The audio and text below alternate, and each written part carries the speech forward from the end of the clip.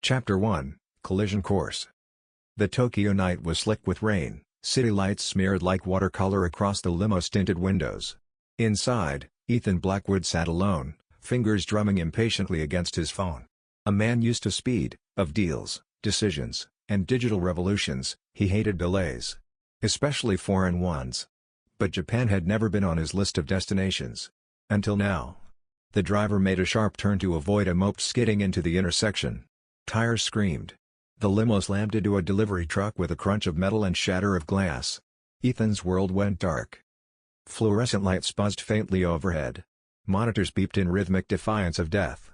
In the trauma ward of Tokyo General Hospital, Dr. Aiko Tanaka stepped into the room with the calm precision of someone who'd long since learned to silence panic. Her dark eyes swept over the unconscious man in the bed, American, early 30s, severe concussion, fractured ribs, internal bleeding. She read the name on the chart, Ethan Blackwood.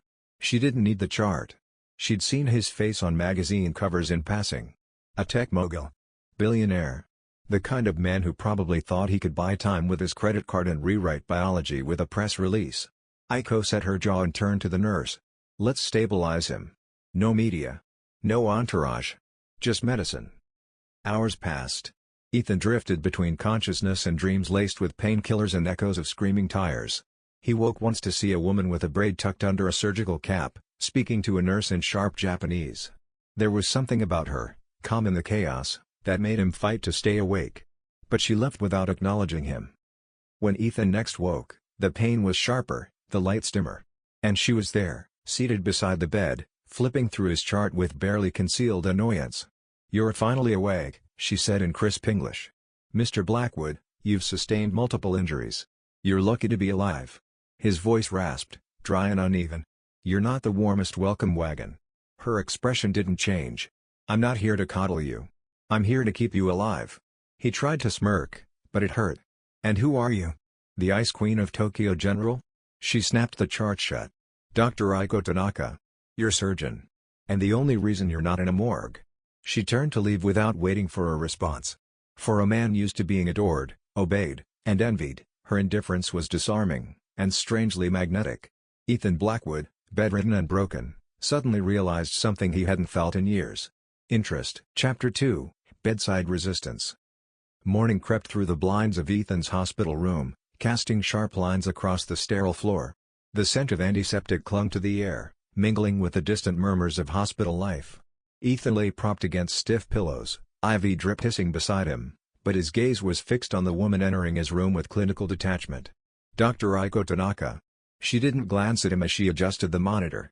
Her movements were precise, efficient, every gesture honed by years of training. Ethan watched her with a bemused half-smile, despite the ache in his ribs. "You always this cheerful in the morning?" he asked, voice gravelly but teasing. "I'm not here to entertain you, Mr. Blackwood," she said without missing a beat. "Ethan," he corrected. She glanced at him, eyes unreadable. "You're a patient. Not a friend." He chuckled, then winced. "Point taken, Dr. Tanaka. But let's be honest, you know who I am." "I do," she replied. "You're a man who thinks money makes him invincible. It doesn't." That shut him up for a beat.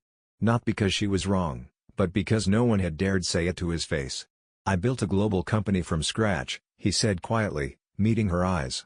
"I don't need to be invincible. Just awake." Something flickered across her face, something she buried before it could grow roots. She picked up his chart instead. "Your vitals are stable. The surgery went well. But the recovery will be long. And painful. I suggest you focus on healing, not flirting." Ethan smirked. "Who said I was flirting?" Aiko didn't answer. She just walked toward the door. "Hey," he called out, his tone softening. "You don't like me. That's fine. But thank you, for saving my life." She paused, hand on the doorframe. For a second, her shoulders tensed as though she might turn and say something, maybe even something kind. But she didn't. "Get some rest, Mr. Blackwood," she said, and left. Outside, Aiko leaned against the hallway wall, heart drumming faster than she liked. She'd faced dying children, angry families, operating rooms soaked in blood, but something about the way he looked at her, like she was a puzzle he couldn't wait to solve, made her uneasy. She reminded herself that he was a patient. A spoiled, arrogant one. And when he was discharged, he'd go back to his skyscrapers and headlines. Still, a part of her, the part she buried beneath lab coats and long shifts, wondered why her pulse had jumped when he said her name. Chapter 3, The Whisper in the Rain. The hospital never truly slept.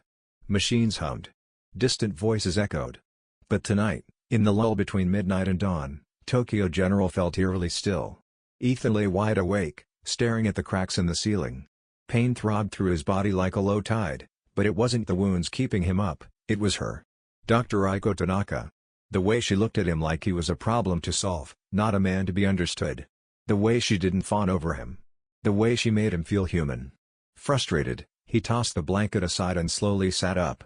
Every movement was a reminder of his injuries, but he welcomed the ache, it made him feel real. Alive. He shuffled into a hospital gown, slipped on the thin slippers, and ventured out.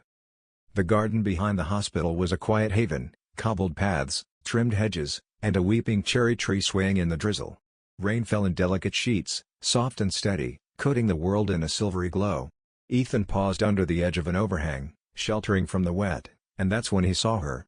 Aiko stood at the far edge of the garden, her white coat soaked through, hair clinging to her cheeks.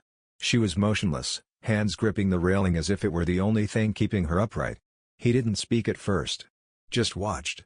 She looked so different, less composed, more breakable.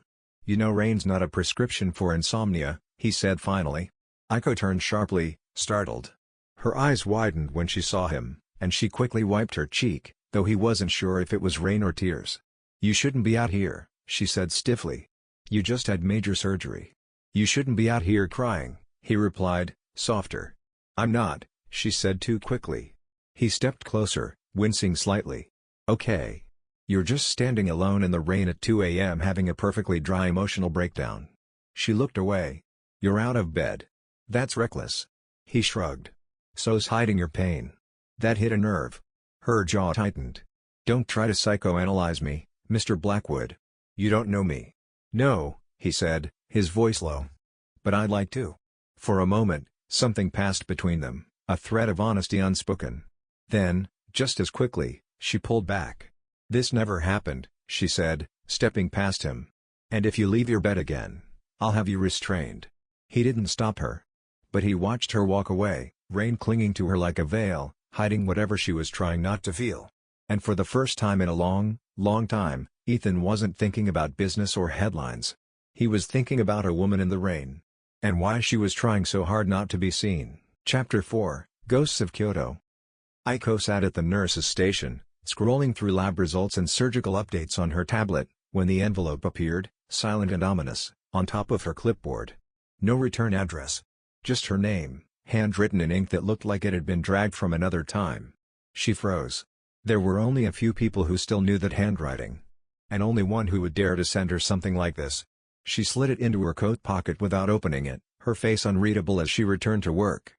But her fingers trembled slightly. Across the hospital wing, Ethan reclined in his bed, feigning interest in the muted news broadcast. Since the night in the garden, he hadn't seen much of Aiko. She was suddenly more distant, more guarded, even in the moments she had to check on him. Cold professionalism had replaced the quiet vulnerability he'd glimpsed in the rain. It irritated him. When a nurse arrived to adjust his meds, Ethan's sharp eyes caught the envelope peeking out of Aiko's coat, hanging on the rack nearby. As soon as the nurse left, curiosity overtook caution. He slid out of bed, pain forgotten. The envelope was light. Unsealed. Inside, a single sheet of textured paper held only a few lines of Japanese and a signature.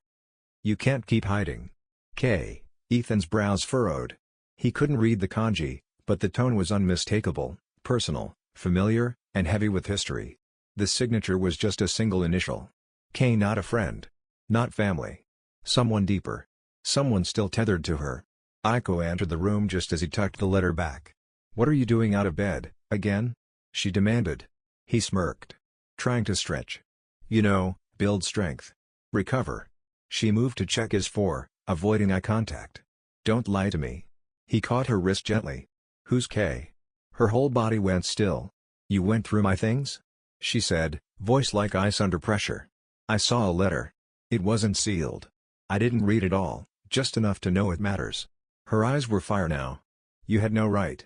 "I know," he admitted, not releasing her gaze. "But you've been different since that night. Like you're carrying something. I want to understand." "There's nothing to understand," she snapped, pulling her hand free. "Some things are meant to stay buried." She turned and walked out, her footsteps clipped and angry. But as she rounded the corner, she paused, pressing a palm against the cool wall, as if steadying herself against something inside. Back in his room, Ethan lay back slowly, letter burned into his thoughts. Whoever K was, they weren't just part of Aiko's past. They were the reason she kept locking her heart away. Chapter 5, PR Nightmare. The photo hit the internet before the hospital even woke. A grainy shot, clearly taken through a high-powered lens, of Ethan Blackwood sitting on a hospital bench beneath a cherry blossom tree, his arm gently touching the woman beside him. Aiko's face was half-turned, obscured, but her expression was unmistakably soft. Vulnerable. The caption was cruelly simple. "Billionaire heals fast, and finds a local cure?" By mid-morning, it had gone viral. Ethan scrolled through the article on his phone, jaw tight, thumb pausing over the screen as a second image loaded, Aiko exiting the hospital in her scrubs, tired-eyed, mid-blink, accompanied by a sleazy headline implying scandal. The comment section was worse: wild theories, cultural slurs, even conspiracy posts about corporate takeovers disguised as love. He cursed under his breath. The door burst open. Aiko entered, her face pale with fury, a stack of papers clenched in her hand. "Did you talk to anyone? A journalist? A PR person? Anyone?" "No," Ethan said quickly, sitting up. "I swear. I didn't even know someone took those photos until the hospital director summoned me and accused me of breaching professional ethics?" she snapped, voice brittle. He flinched. "Wait, what? They think I compromised care? That I let myself get emotionally involved with a patient? They're launching an internal review." Ethan stood, ignoring the pull of pain in his side. "This is insane. You've done nothing wrong. If anything, I'm the one who..." She raised a hand to stop him. "This isn't about guilt, Ethan. This is about perception. You're a global name. I'm just someone they can easily replace." He stared at her, stunned by the sharp truth in her words. He'd never thought of her as anything less than extraordinary. But now he saw the tightrope she walked, between culture and profession, pride and survival. "I'll go to the press," he said. "I'll clear it up. Say I pursued you and you resisted." "No," she said firmly. "That will make it worse. It'll look like you're protecting your conquest." There was silence. Then softly, she added, "This isn't your world to fix, Ethan. Not here." He hated how helpless he felt. How easily things spiraled out of control. She turned to leave, but before she did, he called out, "For what it's worth. I'd never use you for attention. Or headlines." Aiko paused, her back still to him. "But you still bring them with you, whether you mean to or not." And then she walked away. Ethan stood in the center of the room, phone buzzing in his hand, press requests, corporate PR calls, legal alerts. For the first time in a long time, Ethan Blackwood realized that his presence wasn't just powerful. It was dangerous. Chapter 6, The Contract. Rain tapped against the hospital windows like impatient fingers. Aiko sat alone in the break room, hands curled around a cup of untouched green tea. Her eyes stared at the steam but saw only headlines, accusations, and the tight-lipped expression of the hospital director warning her about professional boundaries. Her spotless record now felt tainted by something she hadn't even asked for: a man, a moment, and the weight of his world. When Ethan's assistant requested a private meeting, she almost declined. But curiosity, or defiance, drew her to the hospital boardroom an hour later. Ethan was already there, standing in front of a projector screen displaying the logo of Blackwood Global Health Initiative. Behind him, Tokyo's skyline shimmered through the rain-streaked glass. "I didn't ask for a presentation," Aiko said, arms crossed. "I didn't prepare one," he replied, powering it off. "I just wanted to show you something real." He handed her a folder. Inside, a formal offer. Chief Medical Liaison. International Program Lead. Relocation to New York. Full creative control over her own trauma unit. Salary was generous, but what caught her eye was the clause at the bottom. No personal obligations. No strings attached. She looked up. "Is this pity?" "It's potential," he said. "You're too brilliant to be buried under bureaucrats who think you're disposable. You deserve more than what this place will ever give you." She placed the folder on the table carefully. "So I leave my patients, my country, my culture, just because a billionaire thinks I'd be better in his orbit?" "No," he said, his tone quiet but firm. "Because I believe in you. Because I've seen you work miracles, and because I know the difference between saving lives and merely surviving." Aiko's heart beat hard in her chest. For a moment, she let herself imagine it, a lab with no red tape, a surgical team she could build from scratch, respect without restraint. But then reality snapped back. "My department funding was mysteriously pulled this morning," she said coldly. "Coincidence?" Ethan stiffened. "What? No. I had nothing to do with that."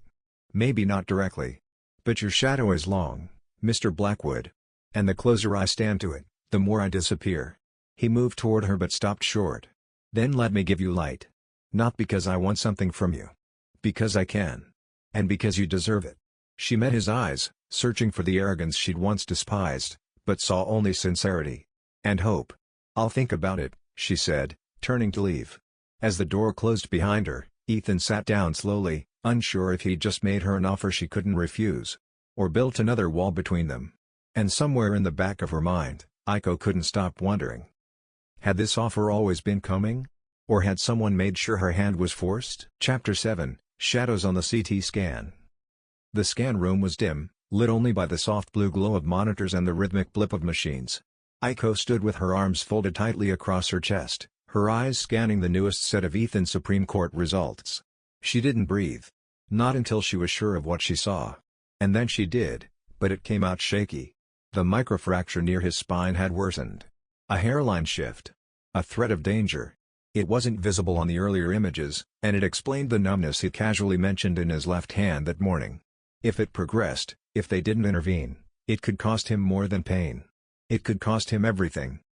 Ethan lounged in his room, flipping through emails on his tablet with one hand and holding a lukewarm cup of coffee in the other. When Aiko entered, he looked up, expecting another icy lecture. But her expression wasn't guarded. It was shaken. He sat up straighter. "Is something wrong?" She didn't speak right away. Just walked to the window, her back to him. "Aiko?" Finally, she turned. "Your latest scan showed something we missed." He frowned. "How bad?" "There's a fracture near your spinal cord. Small, but unstable. If it shifts further, you could lose motor function in your left arm. Or worse." Silence settled between them like fog. "How likely is that?" he asked carefully. "I don't know yet," she admitted. "I need more imaging, and possibly surgical intervention. Soon." He leaned back slowly, jaw tight. But he wasn't afraid. She was. He could see it in her eyes. This wasn't just clinical concern. This was personal. And that shook him more than the diagnosis. "You've handled worse," he said, trying to offer levity. "Yes," she replied softly. "But not with someone who looks at me like you do." That hung in the air, raw, vulnerable, unexpected. She turned back to the window, visibly frustrated with herself. "I shouldn't have said that." "But you did," Ethan said gently. "And I'm glad." She shook her head. "I've let this get too close." "Let you get too close?" "I need to pull back." "You can't," he said. "Because now I see you. Not just the surgeon. The person." Her voice trembled as she whispered, "Then maybe you understand why I'm scared." Ethan didn't speak. He didn't need to.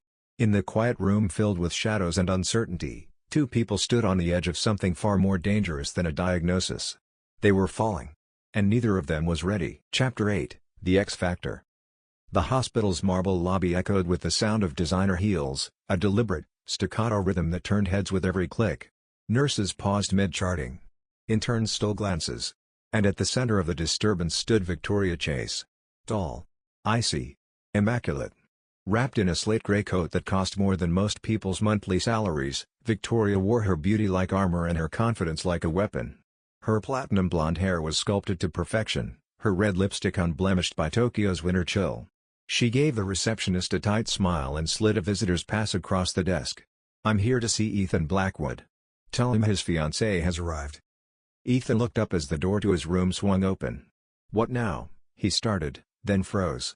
"Hello, darling," Victoria purred, striding in like she owned the building. He blinked. "Victoria? What the hell are you doing here?" She placed a sleek handbag on the table and sat beside his bed as if this were just another boardroom meeting. "I came to bring you home." "I'm not going anywhere with you," Ethan said, voice hardening.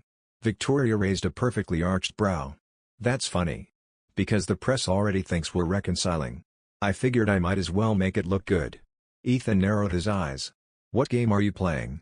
The kind where I protect your legacy, she replied smoothly. The headlines are ugly, Ethan.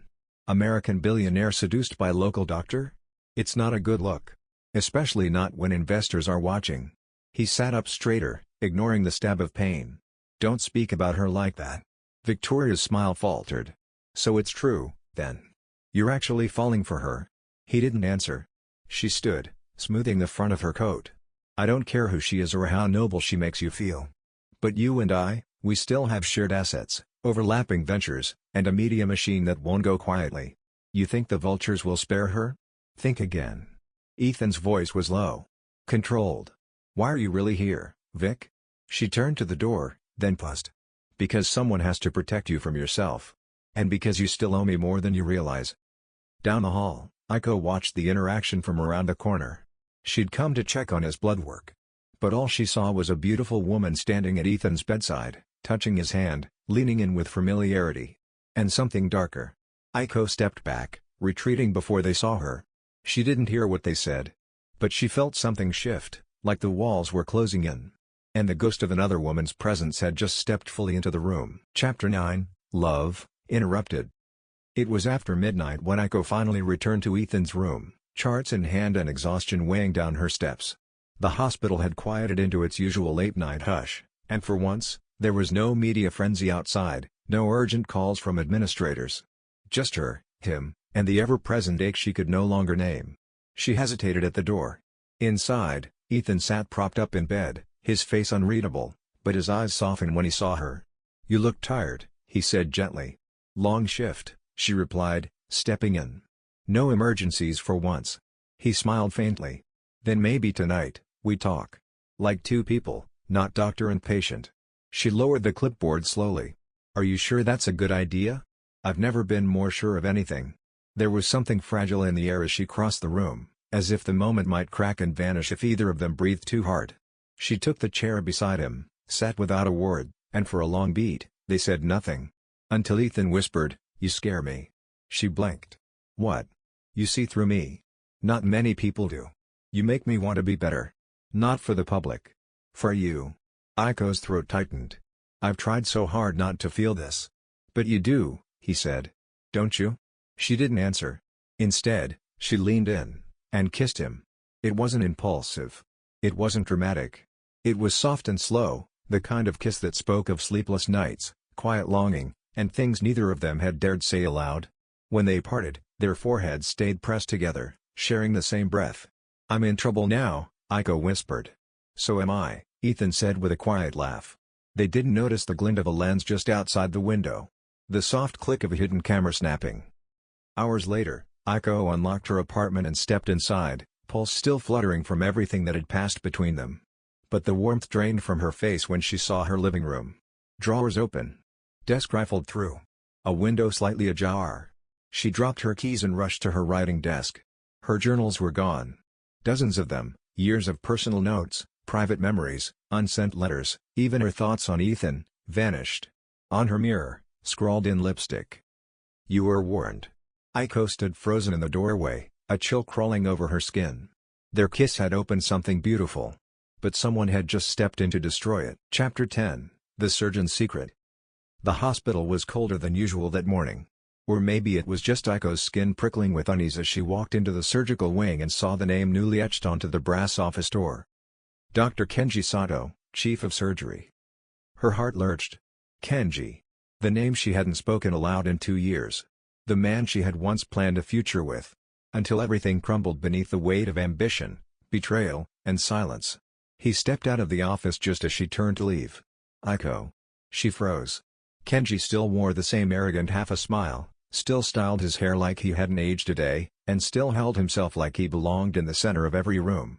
He looked exactly as she remembered, and not at all. You weren't going to say hello? He asked, voice too smooth. She folded her arms. I wasn't sure you deserved one. He chuckled. Still sharp. I missed that. What are you doing here? He gestured to the plaque behind him. New appointment. They brought me in to restore the hospital's reputation after the recent distractions.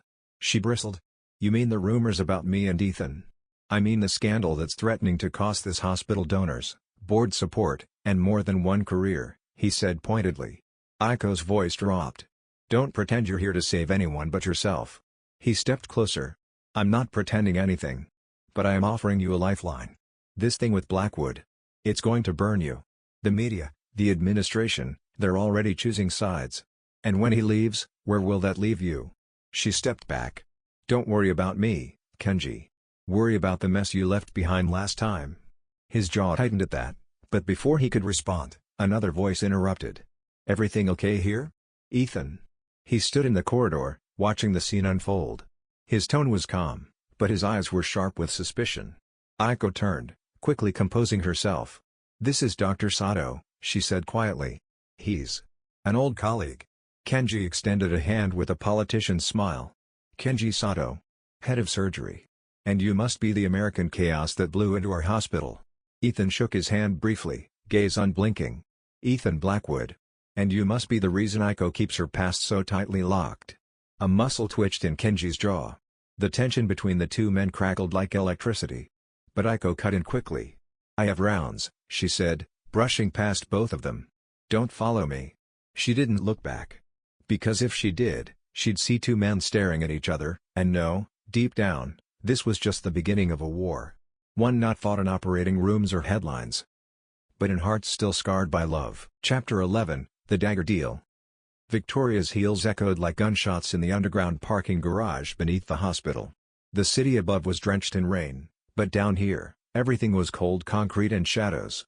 She waited beside a sleek black sedan, glancing at her diamond-studded watch's headlights flickered through the entrance ramp. When the car pulled up, she slid into the passenger seat and tossed a small velvet pouch onto the console. "I got them," she said coolly. Inside the pouch were Aiko's stolen journals, recovered through a private investigator, and a discreet bribe to a hospital janitor with gambling debts. The driver didn't speak. Just nodded and handed over a USB drive. "Everything she's written," Victoria continued, flipping through digital copies on her phone. "Every dream, every fear, every word about Ethan. She's more fragile than she pretends." Back at the hospital, Aiko was ending her shift when a sealed envelope appeared in her locker. Her name. No return address. Inside was a single photograph, her handwriting, a journal entry from years ago, raw and intimate. It was about a patient who'd died on her watch. The guilt she still carried. The night she'd almost walked away from medicine. A sticky note was attached. "Walk away from Ethan, or the world sees everything. You have 48 hours. V." Her breath caught. She scanned the hallway, suddenly hyper-aware of every passerby, every whisper. Later that night, Aiko confronted Victoria outside the hospital's private lounge, where VIP guests took meetings and staff avoided eye contact. "I know it was you," Aiko said, voice cold. Victoria didn't even flinch. "Then you know how serious I am. You have no right to weaponize my life." "I have every right to protect mine," Victoria replied smoothly. "You don't understand what's at stake for Ethan. His empire. His reputation. His future." Aiko's hands clenched. "You're not doing this for him. You're doing this to keep control." Victoria's lips curved into a smile. "Isn't that what love is? Control dressed up as care?" Aiko took a step forward, close enough to meet her eye to eye. "If you hurt him with this, if you destroy him just to win, I will fight you." Victoria leaned in, voice like silk over glass. "You already lost. You just haven't realized it yet." That night, Aiko sat in her apartment, the journal page crumpled in her lap, staring at a blank text message to Ethan. She didn't send it. Because sometimes love wasn't just a matter of the heart. Sometimes it was a knife at your back, held by the one smiling in front of you. Chapter 12, Heart in Transit. The hospital room was empty. Ethan's bed was neatly made, the fourth pole gone, and the window left slightly ajar, letting in the soft sounds of Tokyo traffic. Aiko stood at the doorway, still in her scrubs, heart hammering in her chest. She'd come to confront him. To tell him everything. About the journals. The blackmail. The quiet terror Victoria had laced into her life like poison. She was ready to fight, until she saw the bed. He was gone. No goodbye. No warning. Just silence. She stepped inside slowly, as if any sudden movement might somehow summon him back. On the nightstand was a small white envelope with her name written in sharp, slanted handwriting. She opened it with trembling fingers. Inside was a single plane ticket, Tokyo to New York, First class. And a note, written in Ethan's voice but unsigned. The future is ours. If you want it. Her knees gave slightly, and she sat on the edge of the bed, reading the words over and over. There were no explanations. No apologies. Just an invitation. Across the ocean, the Manhattan skyline pulsed with energy. Ethan stood on the balcony of his penthouse, staring out at the steel and glass towers that had once felt like home. Now they just felt hollow. He'd left Tokyo not out of cowardice, but out of clarity. Staying meant giving Aiko a choice she could never freely make. Not with Victoria's threats shadowing every step, not while being watched, doubted, and judged by her peers. So he'd stepped away, to give her room to breathe, to decide. If she followed, it would be because she wanted to. Not because she was cornered. Back in Tokyo, Aiko clutched the ticket in both hands, the silence of the room thick with memory. She thought of Ethan's laughter, the way he softened when no one was looking, how he saw through her masks and never once looked away. She thought of what it would mean to leave her home. Her patience. Her past. But more than that, she thought of something deeper. For the first time in her life, someone had walked away not to hurt her, but to give her power. And in that moment, Aiko Tanaka knew. This wasn't an ending. It was a question. And her answer was waiting on the other side of the world. Chapter 13, Manhattan Meltdown. The Manhattan wind bit harder than Aiko remembered. The city buzzed beneath her as she stepped out of the black town car and onto the curb in front of the towering Blackwood Plaza. She clutched her coat tighter, not from cold, but from nerves. Tokyo had been sharp, but this was steel wrapped in fire. She hadn't told anyone she was coming. Not Ethan. Not her colleagues. Not even herself until the moment she boarded the plane. The building's lobby swallowed her in glass and gold. Uniformed attendants bowed their heads as she entered, but none of it mattered. She needed to see him. She needed to tell him, she chose him. The elevator doors opened directly into the private suite on the 62nd floor, where she was greeted not by Ethan, but by a scene that sucked the breath from her lungs. Victoria Chase stood beside Ethan, wearing a diamond ring and a smile sharper than any scalpel. Her hand rested delicately on his arm. "Oh," Victoria said sweetly, feigning surprise. "Dr. Tanaka. What a dramatic entrance." Aiko didn't move. "What is this?" Ethan looked frozen. "Aiko. She's here for the engagement party," Victoria interrupted smoothly. "Didn't you hear? We're back on." The room spun.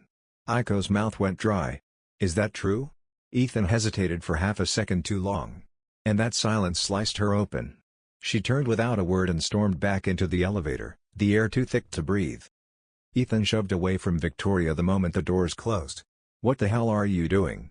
"Saving you," she replied coolly, pouring herself champagne. "Or did you forget your board just questioned your judgment over Tokyo? Investors don't want a scandal, Ethan. They want stability." He stared at her. "So you staged this?" "No, darling. I simply made it visible. We never actually broke off the engagement on paper, remember? We just paused. And now, with your pet surgeon flying across oceans, I thought it wise to remind you where your real commitments lie. You have no right." "I have every right," she hissed. "You think she belongs in this world? She can't survive here. You're going to destroy her, and everything you built." Ethan's jaw clenched, and his eyes blazed with something dangerous. "No. You're the one who destroys. She made me believe I could be more than this." "Then you're a fool," Victoria whispered. That night, Aiko stood at the edge of Central Park, her suitcase beside her and a hotel reservation burning in her pocket. She had come expecting a new beginning. But it felt like the cruelest déjà vu, arriving for love, only to be told there was no room left for her. She didn't cry. Not yet. Because heartbreak, she had learned, was quiet before it shattered. Chapter 14, Prescription for Betrayal. The midtown rain blurred the neon into streaks of red and gold as Aiko pushed through the revolving doors of the hotel lobby, her heart numb. She had spent the day hiding, avoiding news feeds, dodging Blackwood headlines, and refusing to answer calls. Until one came from a blocked number. Just a single sentence, spoken in a man's voice she hadn't heard in years. "Meet me at the old clinic. Come alone." Her breath caught. Kenji. The old community clinic in Queens had closed months ago, but Aiko knew the building well. It was where she and Kenji had first trained together, where they had once planned to open a trauma center of their own. She entered through the back alley and found him waiting inside, lit by the pale flicker of a single emergency bulb. He didn't look smug anymore. He looked tired. "Why now?" she asked. He handed her a folder. Inside were emails, photos, bank records, surveillance stills, a network of blackmail, manipulation, and media bribes, all linking back to one name, Victoria Chase. But what shocked her more was the second name. Kenji Sato. You worked with her, Aiko said quietly, rage simmering beneath her words. At first, yes, Kenji admitted. She promised to help me rebuild my reputation. Said if I fed her intel, about you, about Ethan, she'd use it to control the story. Not destroy it. You believed that? She snapped. I believed I still mattered to you, he said, voice breaking. But then I saw what she did with your journals. What she planned. I didn't sign up for that. Why are you telling me now? Because I think she's planning something worse, he said. And Ethan doesn't know. I heard her on a call, something about a press leak timed with an SEC audit. She's going to frame him for corporate fraud. Aiko's stomach dropped. That'll ruin him. Kenji nodded. Unless we stop it. Meanwhile, in the boardroom of Blackwood Tech, Ethan sat across from two senior executives who looked visibly shaken. This isn't just about the engagement rumors, one of them said. Victoria submitted documents to the board that suggest you misused corporate funds during your time in Tokyo. Ethan stared at them, stunned. That's a lie. We know, the other said quietly. But she's making it real. His phone buzzed. A message from Aiko. Meet me. Now. Come alone. They met in a quiet tea house tucked between high-rises. Rain pounded the windows as Aiko slid the folder across the table. She planned it all, she said. You were just the pawn. I was the leverage. Ethan looked through the pages, betrayal written across his face like a scar reopening. I trusted her once, he whispered. She said I owed her everything. Aiko reached for his hand. You owe her nothing. He looked up at her, eyes stormy but steady. Then let's end this. Chapter 15, The Final Vow. The day of the surgery dawned gray and hushed, Manhattan wrapped in fog like a hell breath. Inside Blackwood Medical Tower, the air was tense, nurses moved briskly, hushed conversations passed between departments, and at the center of it all was an empty hospital bed. Ethan Blackwood had vanished. He was scheduled for a critical spinal operation in less than 2 hours. His condition had deteriorated faster than expected, and without the surgery, the risk of permanent paralysis, or worse, was imminent. Dr. Abrams paced the surgical floor, panic tightening his voice. Where the hell is he? Aiko stood beside the window in scrubs, arms folded, face pale. She hadn't heard from Ethan since last night. No messages. No goodbye. Only silence. Then her phone buzzed. A single video file. She opened it with trembling hands. Ethan's voice filled the room, shaky but clear. If you're watching this, something's gone wrong. I was supposed to wake up on that table with you waiting beside me. But I think Victoria figured out we're onto her. She's desperate now. And I'm a liability. She asked me to meet her. Said she'd back off if I just handed over the shares. If I let you go. I'm going, Aiko. Not because I believe her, but because I won't let her destroy you. The screen went black. 30 minutes later, Aiko stormed into the executive garage beneath Blackwood Plaza. The security feed had shown Ethan leaving alone just before dawn. But the footage after that, gone. Erased. She spotted Kenji leaning against a black SUV. Where is she? Aiko demanded. He nodded toward the phone in his hand. GPS from Ethan's watch. Last signal pinged at an old Blackwood shipping facility in Red Hook. They didn't wait. The warehouse was dark, abandoned, reeking of rust and salt from the harbor nearby. Aiko stepped in first, heart thundering, flashlight slicing through the gloom. The beam landed on Ethan, bound to a chair, blood on his lip, one eye swollen shut. Victoria stood behind him, dressed in black, gun dangling at her side like a fashion accessory. You came, she said, eyes wild. I warned you. I warned both of you. Aiko raised her hand slowly. Let him go. You're not thinking clearly. He was going to choose you. Victoria screamed. After everything I did for him. After everything we built. This isn't love, Aiko said, voice steady. This is control. You didn't lose him to me. You lost him to the truth. Kenji crept through the shadows behind Victoria. Just as she raised the gun, Aiko moved forward, blocking her line of sight. If you want to shoot someone, shoot me. But know this, when this ends, no one will remember your name for your legacy. Just your cruelty. Victoria hesitated. Kenji tackled her from behind, the gun clattering to the ground. It was over in seconds. Police sirens wailed in the distance. Later, in a sunlit recovery room, Ethan opened his eyes slowly. Tubes lined his arm. Monitors beeped. The fog lifted, and there she was. Aiko. Seated beside him, exhausted, eyes red, but smiling. "You came," he rasped. She leaned in, pressing her forehead to his. "I never left." Tears slipped silently down both their cheeks. Weeks later, the hospital garden in Tokyo bloomed under spring sun. Aiko walked beside Ethan, his arm in hers for balance, both of them finally free. He stopped beneath the cherry tree. Pulled a small box from his coat. No fanfare. No spotlight. Just heart. "I don't care where we live. I don't care what we do. But if you'll have me, let's write our own future." Aiko opened the box. Inside, no diamond. Just a simple gold band. She smiled. "I prescribe forever."